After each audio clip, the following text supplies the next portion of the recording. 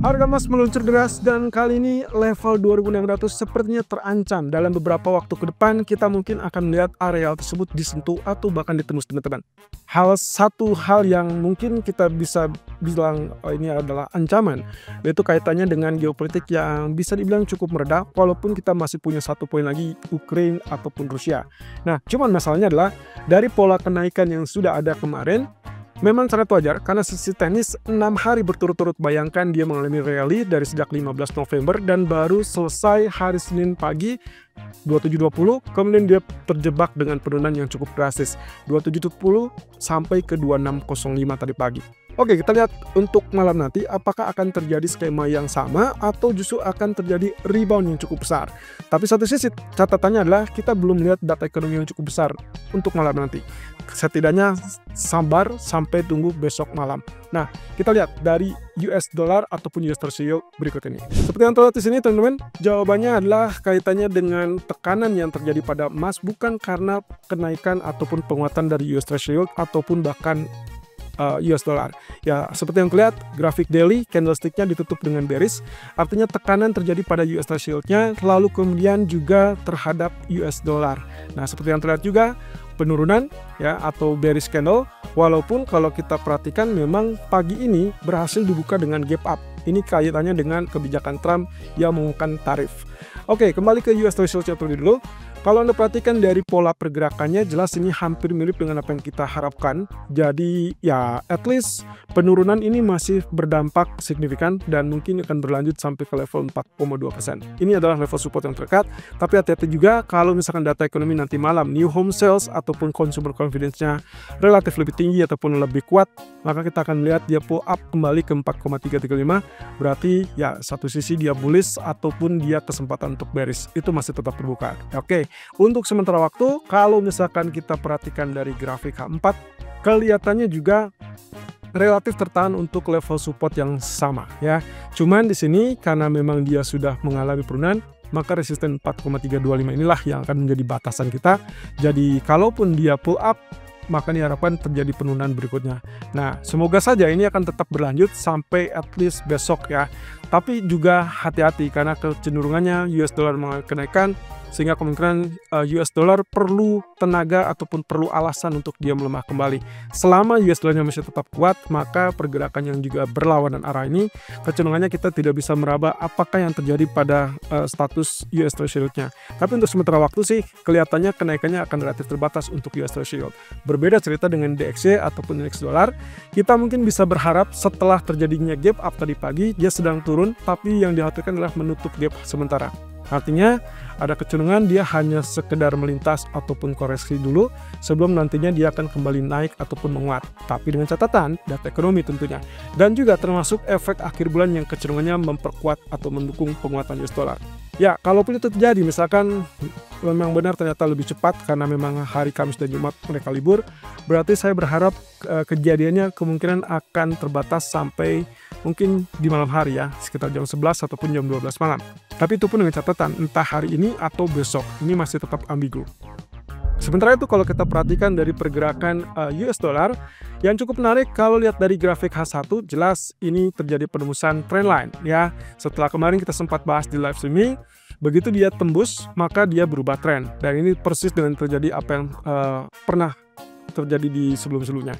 Nah, kondisi ini tentunya kalau lihat dari pola pergerakannya, berarti saya bisa saja menggunakan pola pergerakannya seperti ini, teman-teman. 1, 2, dan ini wave ketiga. Kemudian yang terjadi rebound ini, ataupun mungkin masih bisa terjadi rebound sampai areal ini, berarti kita asumsikan wave keempat ya. Jadi antara yang sedang terjadi atau yang sudah terjadi sampai 2632 atau mungkin sampai 2644, itulah wave keempatnya. Nah, kemudian nantinya kita harapkan wave kelima, dan wave kelima itu bisa saja terhenti di 2589 atau terhalang, atau bisa saja langsung tembus dengan mudahnya sampai zona 2536. Nah, catatan teman-teman, karena kalau nanti cuma ada consumer confidence dan saya tidak yakin bahwa itu datanya cukup besar untuk menekan, maka kemungkinan kita akan rehat sementara di area 2580-an atau mungkin 2585. Nah, sementara besok malam itu akan kaitannya dengan data ekonomi. Jadi mungkin mereka akan menyisakan tenaga tersebut untuk besok malam. Nah, jadi ada dua part di sini untuk tekanannya. Tapi yang jelas, selama dia tidak terjadi kenaikan kembali di atas 2650-an, maka opsinya adalah tetap sell untuk sementara waktu ini. Dan juga beberapa pertimbangan tentunya ya. Nah, sementara di grafik keempatnya, tentunya kalau misalkan lihat dari pergerakan kemarin, juga yang tertahan di zona 2720 adalah sesuai dengan areal historicalnya. Walaupun kemarin kita berharap sebetulnya tidak tembus MA200, tapi ternyata tembus juga. Nah, jadi kalau lihat dari secara area, maka dia sudah tembus area orange, kemudian belum tembus 61,8. Jadi saya harap di sini adalah kekuatannya, teman-teman. Hanya saja kalau kita lihat dari grafik H1 tadi, maka ada opsi untuk terjadinya penurunan lanjutan. Oke, anyway, yang saya ingin ingatkan juga, kalau saya perkecil ini, tentunya Anda masih ingat pergerakan sebelumnya 1, lalu kemudian ini adalah 2, kemudian 3, 4, dan kemudian 5. Maka yang sedang kita perhatikan adalah walaupun berjenjang kemarin juga sempat 1, 2, 3, 4, 5 dan berhasil sebagai 5, maka sebetulnya 5 yang kemarin atau minggu lalu sempat terjadi dan selesai, itu adalah wave A secara umum atau big trend. Ya, jadi kita lihat di sini sejak dia terjadi penembusan di zona support trend channel, itu adalah kurang lebih di tanggal 6 November yang lalu, maka pergerakan berikutnya kita belum lihat swing high untuk wave B, dan itulah yang terjadi kemarin. Jadi saya asumsikan di sini wave B-nya selesai, lalu kemudian yang sedang kita perhatikan adalah perjalanan untuk wave C. Wave C ini bisa saja kurang lebih setara dengan wave A, berarti kita asumsikan di sini 2536, atau bisa saja lebih rendah daripada wave A. Tapi yang masalahnya adalah dari 2622 menuju 2536, berarti masih ada sekitar 100 atau 90 poin berikutnya. Nah, hanya saja triggernya apa? Itu yang harus kita tunggu bersama. Saya rasa kalaupun misalkan mencari trigger adalah kesepakatan dari perjanjian gencatan senjata antara Iran ataupun Israel versus Lebanon ya. Sementara untuk Rusia, Ukraina kita belum tahu apakah mereka akan ada kesepakatan tersebut. Saya ragu, tapi yang jelas ini dalam potensi penurunan kelihatannya juga dipengaruhi oleh US dollar untuk sementara waktu. Jadi kalau misalkan kita kombinasikan tren penurunan yang di bagian ini, itulah bagian yang ada di H1 tadi. Jadi secara seksama kalau teman-teman perhatikan, pergerakannya adalah dia terbagi sebagai part 1, 2, 3, 4, dan 5. Jadi kita masih lihat potensi tersebut akan terjadi di grafik 4, sehingga penurunan saya rasa yang paling lebih logis untuk saat ini tetap lakukan sell selama tidak terjadi kenaikan di atas 2650. Nah, tapi hati-hati begitu dia sudah sentuh atau mendekati 2576 atau setidaknya paling dekat adalah 2585, 2589. Nah, di grafik daily juga menunjukkan bahwa penurunan tersebut dipengaruhi oleh kondisi candlestick yang relatif panjang tadi.